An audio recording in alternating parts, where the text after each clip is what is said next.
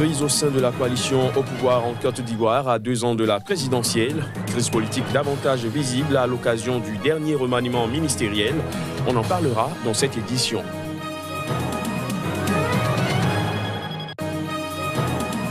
Au Mozambique, le président Filipe Nyusi a évoqué une avancée dans les pourparlers de paix avec l'ex-rébellion devenue opposition, notamment en ce qui concerne l'intégration d'anciens rebelles dans l'armée et la police.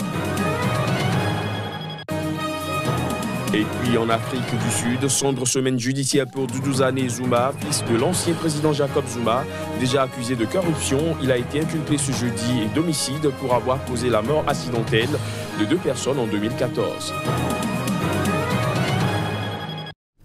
Voilà pour les titres. Bonsoir à tous. Crise au sein de la coalition au pouvoir en Côte d'Ivoire à 2 ans de l'élection présidentielle. Une crise politique davantage visible à l'occasion du dernier remaniement ministériel, même si le président Alassane Ouattara réfute toute tension au sein de la majorité. Le PDCI, principal allié du chef de l'État, dit n'avoir pas été consulté pour la formation du nouveau gouvernement. Des détails à travers ces images. La coalition au pouvoir en Côte d'Ivoire, le RHDP, le Rassemblement des Oufouettistes pour la démocratie et la paix, traverse une crise sans précédent. Et même si le président Alassane Ouattara réfute toute tension au sein de sa majorité, le dernier remaniement ministériel n'écarte pas pour autant l'idée d'une fissure. Dans un communiqué, le Parti démocratique de Côte d'Ivoire, PDCI, marque son étonnement que le président Alassane Ouattara, élu comme candidat unique sous la bannière de la coalition RHDP, ait formé un gouvernement sans consulter son principal allié, Henri Konan Bédié. Ce communiqué du PDCI marque, de l'avis de plusieurs observateurs, une escalade dans les points de divergence qui s'observent depuis quelques semaines au sein de la coalition au pouvoir. L'enjeu de la crise, la transformation du RHDP en parti unifié et l'élection présidentielle de 2020. Le président Ouattara veut transformer le RHDP en un véritable parti politique unifiant les 2 formations PDCI et RDR avant la présidentielle de 2020. Mais le PDCI refuse d'aller au parti unifié tant que le RDR d'Alassane Ouattara ne s'engagera pas à soutenir un candidat unique issu du PDCI en 2020. Sur ce point, le RDR rechigne et Alassane Ouattara laisse même planer depuis quelques semaines l'idée d'un 3e mandat. Le PDCI, faut-il le rappeler, a soutenir 2 fois la candidature victorieuse d'Alassane Ouattara aux élections présidentielles de 2010 et 2015. En bref, en République démocratique du Congo, le parti de Jean-Pierre Bemba, le mouvement de libération du Congo, a ouvert ce jeudi les travaux de son congrès à Kinshasa, à 5 mois de la présidentielle du 23 décembre prochain. Selon la secrétaire générale du MLC, Eve Bazaïba, le processus électoral est le principal point inscrit à l'ordre du jour de ces assises prévues pour durer 2 jours. Le congrès débattra surtout de l'opportunité ou non de la candidature de Jean-Pierre Bemba à la prochaine présidentielle. Il faut dire que des représentants d'autres partis politiques de l'opposition et de la majorité, dont le PPRD, le parti du président Joseph Kabila, étaient présents à l'ouverture du congrès. Au Mozambique, le président Filipe Nyusi et le chef de l'ex-rébellion devenu opposition Ossoufo Momadé ont annoncé une avancée dans les pourparlers de paix, notamment l'intégration d'anciens rebelles dans la police et l'armée. Plus de précision à travers cet élément.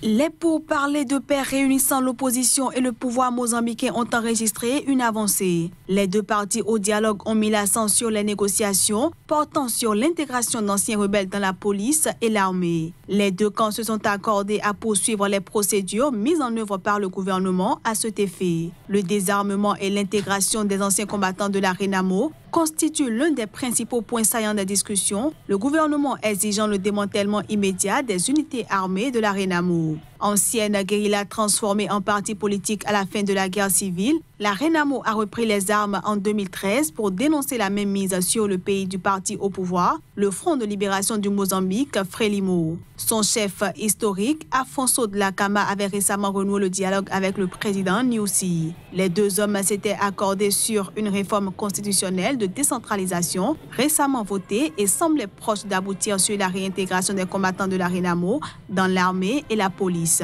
Mais la mort d'Afonso Dhlakama en mai a changé la donne. Au Sénégal, le procès en appel du maire de Dakar, Khalifa Sall, condamné en mars dernier à 5 ans de prison pour détournement de fonds publics, a été suspendu, et ce jusqu'au 18 juillet prochain, afin de statuer sur sa demande de remise en liberté. Reportage.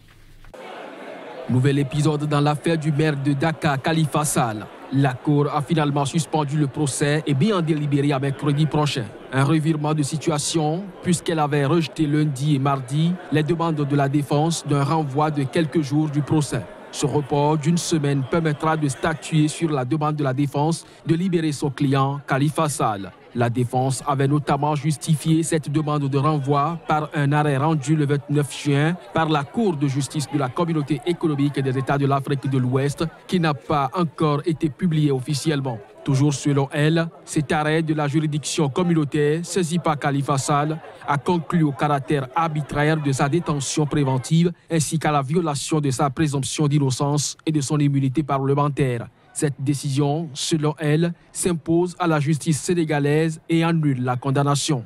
De son côté, l'État assure que l'arrêt de la Cour de la CEDEAO ne concerne pas le fond et ne remet nullement en cause l'autorité de la chose jugée. Avec 7 de ses collaborateurs, Khalifa Sall a été condamné en première instance pour escroquerie portant sur des fonds publics et faux en écriture pour le détournement d'environ 2,5 millions d'euros prélevés entre 2011 et 2015 des caisses de la ville de Dakar. Depuis l'ouverture du procès en appel, ses avocats réclament la libération d'office de Khalifa Sall, détenu depuis mars 2017 et opposant au président Macky Sall. Maire de Dakar depuis 2009, Khalifa Sall, dissident du Parti socialiste et de la majorité présidentielle, affirme que les poursuites judiciaires à son encontre visent à l'empêcher de se présenter à la présidentielle de 2019, ce que demandent les responsables de la majorité.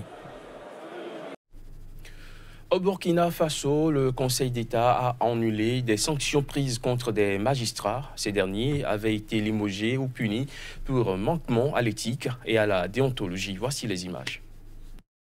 Annulation des sanctions annoncées contre des magistrats pour manquement à l'éthique et à la déontologie au Burkina Faso. La décision a été publiée mercredi après que le Conseil d'État burkinabé ait prononcé l'annulation des sanctions décidées par le Conseil supérieur de la magistrature pour vice de forme. Ces sanctions faisaient suite à des présomptions graves de violation des règles d'éthique et de déontologie ayant jeté le discrédit sur l'institution judiciaire qui pesait sur 34 magistrats. 15 d'entre eux avaient été mis hors de cause. 2 hauts magistrats, la présidente de la Cour de cassation Thérèse Traoré et son procureur général Armand Ouedraogo, avaient été mis à la retraite d'office, tandis qu'un 3e avait été révoqué.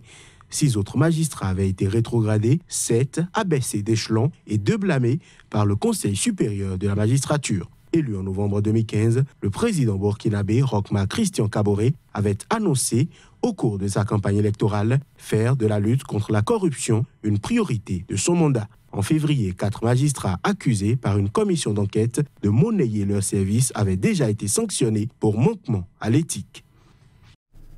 Restons dans le registre justice, mais cette fois-ci en Afrique du Sud. Sombre semaine judiciaire pour Duduzane Zuma, fils de l'ancien président Jacob Zuma, déjà accusé de corruption lundi dans un des nombreux scandales liés à la sulfureuse famille d'hommes d'affaires Gupta qui ont précipité la démission de son père en février dernier.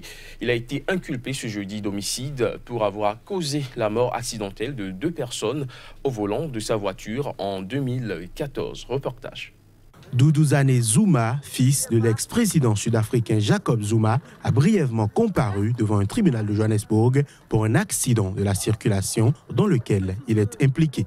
Il est accusé d'avoir provoqué en 2014 la mort de Phumzile Dube, tué au moment de la collision dans le quartier huppé de Sandton à Johannesburg entre sa Porsche et le minibus dans lequel la Sud-Africaine circulait. Une autre passagère a également succombé à ses blessures 3 mois après l'accident.